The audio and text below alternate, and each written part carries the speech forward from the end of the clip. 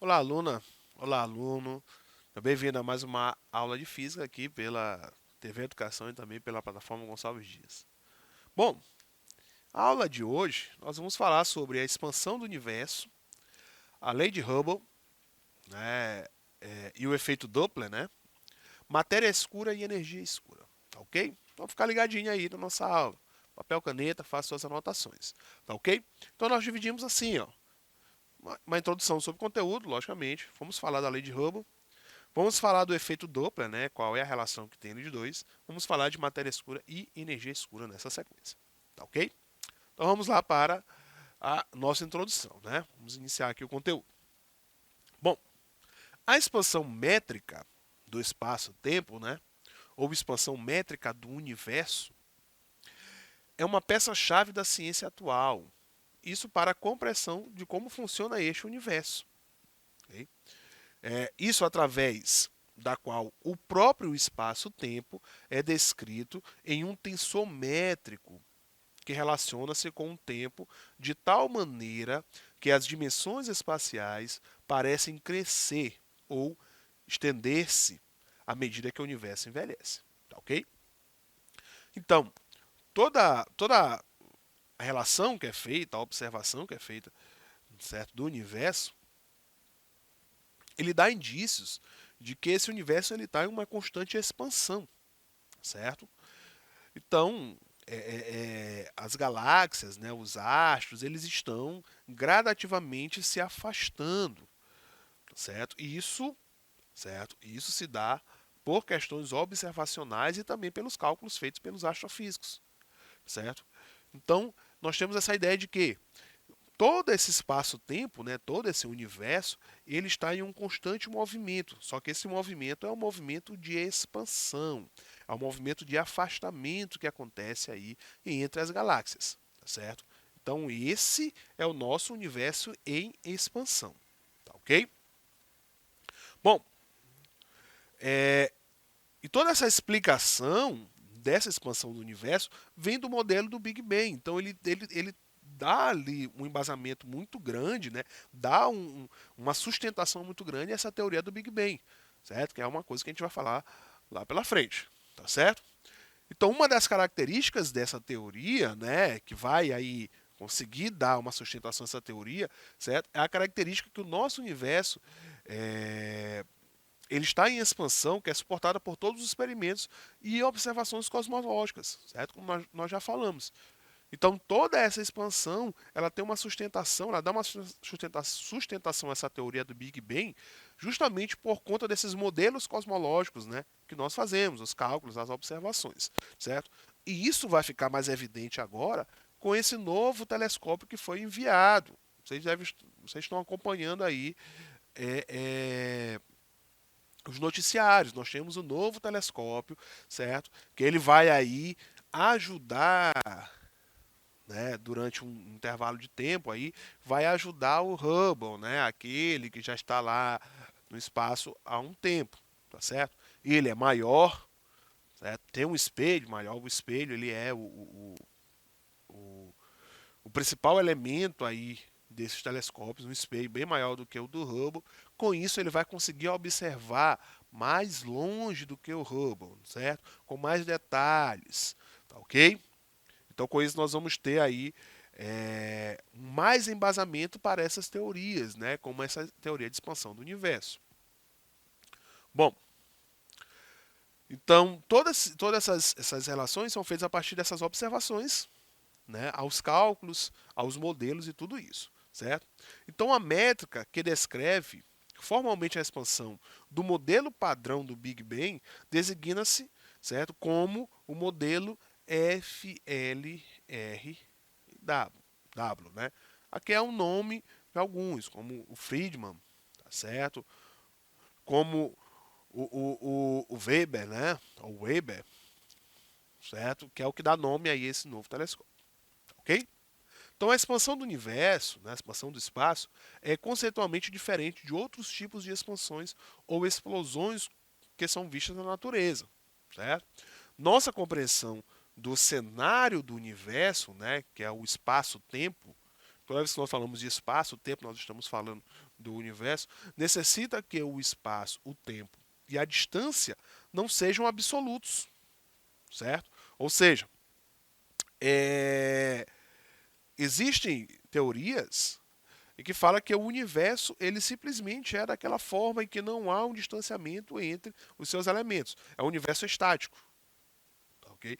É, né, as galáxias, por exemplo, elas não estão em um constante movimento, né, uma constante separação, como nós observamos e como nós medimos, né, quando é colocado nos modelos, tá, ok? Mas acredita-se que o universo ele esteja em expansão, né, esteja em movimento, tá, ok? Então, para alguns teóricos, né, que acreditam que o universo ele esteja parado, né, ou seja, as distâncias sejam absolutas entre essas galáxias, certo? Esse modelo ele não vale, tá, ok? Então, necessita que o espaço-tempo e a distância não sejam absolutos, de forma que são obtidos a partir de uma métrica, certo? Que pode modificar-se. Então, nós estamos falando que essas distâncias eles estão aí mudando, ok? Então, na métrica de expansão do espaço, mais que objetos no espaço fixo distribuindo-se até ao vazio, é o espaço que contém os objetos e que está modificando-se propriamente falando, certo?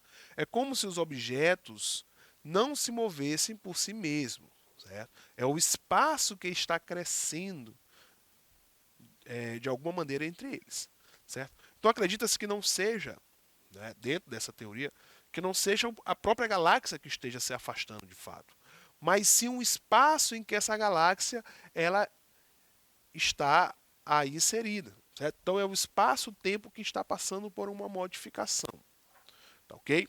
É como se fosse o seguinte, certo? Você, por exemplo, pega um balão, né, aqueles balãozinhos de festa, aquelas bexigas, e você faz uns pontinhos nela com o balão ainda murcho, tá certo? Quando você encher o balão, né, encher com ar o balão, você vai perceber que aqueles pontinhos eles começam a se afastar. Mas são os pontinhos que estão se afastando, certo? A resposta é não. Na verdade, não são os pontos que estão se movendo.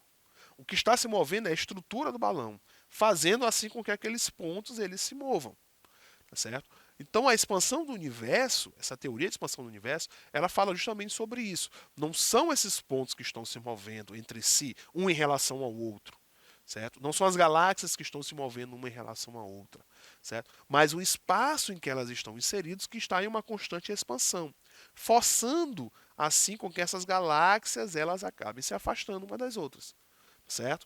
Mais uma vez, é só pensar no balãozinho de festa, certo? Se você faz os pontinhos e você enche o balão, você vai observar que aqueles pontinhos eles se movem, mas não é o movimento de um ponto em relação ao outro, certo? Mas é o espaço em que eles estão inseridos, o local em que eles estão inseridos que está em um constante movimento, uma constante expansão, forçando assim esses pontos a se moverem, tá certo? É isso que fala a expansão do universo. Tá certo? Então nós temos uma estrutura do universo, o espaço-tempo, que está em constante expansão, assim arrastando, essa é a palavra correta, né? Arrastando assim, né, todos aqueles elementos, né? Todas aquelas galáxias e outros elementos que estão dentro desse universo. Tá, ok? Bom, então devido a que a métrica que define distância, né, que está alterando-se mais que os objetos, né, movendo-se no espaço, a expansão, né, e o movimento resultante são, né, dos objetos que estão se afastando, não está limitado pela velocidade da luz, certo? Que essa limitação ela foi aí imposta, né, resultante da relatividade especial, tá certo? Bom, então quando foi falado sobre relatividade especial, nós temos uma limitação que é a velocidade da luz, né? A Einstein, Ele, em um de seus postulados, diz que a velocidade da luz é a velocidade absoluta. Nada na natureza é mais rápido do que a velocidade da luz no vácuo. Tá certo? Então ele não trabalha com essas limitações, né, impostas aí pela teoria da relatividade. Tá certo? Então essa distância métrica, né, entre esses astros, que é dado pelo arrastamento feito pelo espaço-tempo, tá certo? Ele não está limitado por essa velocidade da luz. Tá certo? Então, quando se fala de relatividade especial, está se falando sobre uma velocidade da luz absoluta e aquela que é a mais rápida do universo. Isso no seu postulado, né? Isso no que foi falado por Einstein. Tá ok? Há aí uma grande discussão justamente sobre essa questão dessa velocidade da luz ser a mais rápida ou não. Porque alguns dos elementos que a gente não consegue perceber, que a gente não consegue ver, certo? Talvez seja porque estejam com velocidades maiores do que a da luz. Isso, né, esse tipo de teoria, isso aí alguns teóricos que defendem, né? Então não tem um consenso sobre isso. Mas alguma acredita-se que alguns dos elementos, né, que estejam no universo sejam, a gente não consegue perceber porque estejam talvez com velocidades maiores do que a da luz. Tá ok? Bom, mas ainda há uma discussão muito grande sobre isso. Então a teoria e as observações sugerem que muito, né, no princípio da história do universo, houve uma fase inflacionária, certo? Onde esta métrica alterou-se muito rapidamente. Certo? A dependência do tempo resultante que, né, observamos, né, toda esta métrica, é assim chamada, né, expansão de Hubble, quantificando o afastamento de todos os objetos gravitacionalmente relacionados no universo. Né? Então houve aí essa fase inflacionária, né? Então houve ali esse afastamento ali rápido causado aí, né, pelo o início, né, que foi justamente esse Big Bang, né? Certo? Então houve toda essa partezinha e continua ali todo o seu movimento ali de afastamento, né? Então, o universo em expansão é, portanto, uma característica fundamental do universo, certo? É, no caso em que habitamos, né? Um universo fundamentalmente diferente, certo? Do universo estático, que Einstein, né, considerou ao princípio quando desenvolveu sua teoria gravitacional. Tá ok? A teoria gravitacional que está se falando é justamente aquela teoria gravitacional do espaço e tempo, não é, se curvando, né? Então há uma modificação do espaço-tempo em torno da massa, tá certo? Isso definido por Einstein. Então eles acabam, né? Todos os elementos eles acabam se movendo ali, levando em consideração todas essas curvas, né, desse espaço-tempo. Okay? As ondas gravitacionais, por exemplo, essas ondas gravitacionais que foram descobertas aí há algum tempo, né, pouco tempo, que já tinha sido proposto por Einstein, é justamente essas modificações, essas perturbações, que eles acabam ali se propagando sobre esse espaço-tempo, ok? Então isso nós chamamos de ondas gravitacionais. Então esse espaço-tempo ele é como se fosse um tecido, em que esse tecido, no momento que você coloca, não, um tecido esticado, no momento que você coloca ali uma massa, você vai perceber que esse tecido ele vai passar por uma modificação. E essa modificação, ela é justamente o que ele chamou de gravidade, certo? Bom, então a lei de Hubble, certo? Então Hubble demonstrou que todas as galáxias, certo? E objetos astronômicos estão se afastando uns dos outros, né? Isso nós chamamos de lei de Hubble, como previa uma expansão, né, do universo. Utilizando o desvio para o vermelho, né, o redfish, que a gente chama, e seus espectros eletromagnéticos para estimar a distância e velocidade dos objetos remotos no espaço. Ok? Então ele utilizou a questão do desvio, né, para o vermelho para dizer que as galáxias estão se afastando. Isso nós vamos já saber o porquê.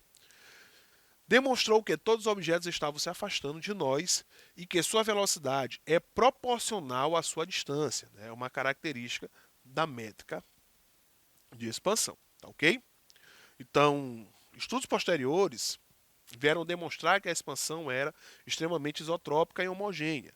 Né? Estamos trabalhando ali num local, né, de apenas um elemento. Né? Ou seja, não parece ter um ponto especial como centro, certo? Mas parece universalmente independente, né, de qualquer ponto central e fixo. Tá ok? Então, seria basicamente isso. Nós temos, né, o evento inicial e a partir desse evento inicial nós temos a expansão. Tá certo? Certo? A gente consegue ver na imagem o que nós falamos lá no início. Nós temos os pontinhos como se fosse uma grande bola, né? E a partir que essa bola vai inflando, né? Acho que ela vai aumentando todo o seu volume, ok? Esses pontinhos eles continuam no mesmo local, eles não estão mudando ali de local um em relação ao outro, mas sim o espaço interno, né, que está carregando eles, que está arrastando eles, tá ok? Então ele está inflando junto com o espaço. Então está tendo ali um afastamento de todos esses elementos, tá ok? E Hubble ele propõe, certo, uma equação para poder calcular essa distância, certo? Essa velocidade de distância que acontece entre eles, né? Então nós temos V vai ser igual a H, né? H ou H0 vezes D, certo? Esse V é a velocidade com que as galáxias se afastam do observador, né? O H é a constante de Hubble, que é de aproximadamente 72 km por segundo por megaparsec, que é a distância, né? E a distância D é a distância das galáxias até o observador, né? A unidade que nós vamos utilizar vai ser um megaparsec, tá ok? Então essa constante de Hubble vocês vão encontrar 72, vocês vão encontrar 71, é próximo aí desses valores, tá ok? Então a partir desta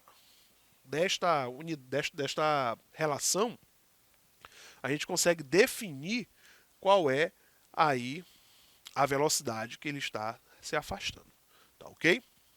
Bom, e o Hubble ele utiliza o efeito Doppler justamente para poder dar um embasamento, dar uma sustentação para o que ele estava falando. Ó. O efeito Doppler ele é um fenômeno físico ondulatório, isso vocês já estudaram, que ocorre quando existe a aproximação ou afastamento relativo entre uma fonte de ondas e um observador. Ou seja, você tem uma fonte de ondas e tem um observador. Se o observador se aproxima ou se afasta, nós vamos ter efeitos distintos. Ou, se nós temos o observador e a fonte de ondas está se aproximando, se afastando, ou quando tem aí a aproximação e o afastamento dos dois. Por isso nós chamamos de aproximação e afastamento relativo. Esse fenômeno acontece pelo fato de que a velocidade de propagação de uma onda, seja ela qual for, depende exclusivamente do meio pela qual essa onda está se propagando. Assim, mesmo que a fonte das ondas ou o observador mova-se, a velocidade de propagação da onda não será alterada. No entanto, ocorrerá uma variação no comprimento de onda e na frequência da onda captada pelo observador, tá certo? Então é o seguinte, você tem um observador e tem uma fonte de ondas. Vamos supor que essa fonte de ondas esteja se aproximando. O que vai acontecer? As frentes de ondas, né, as frequências, elas vão diminuir.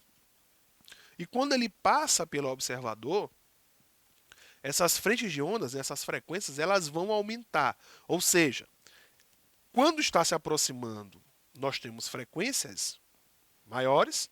Quando está se afastando, nós vamos ter, né, frequências menores. Tá certo? Então ele é mais frequente quando se aproxima e menos frequente quando se afasta. Tá certo?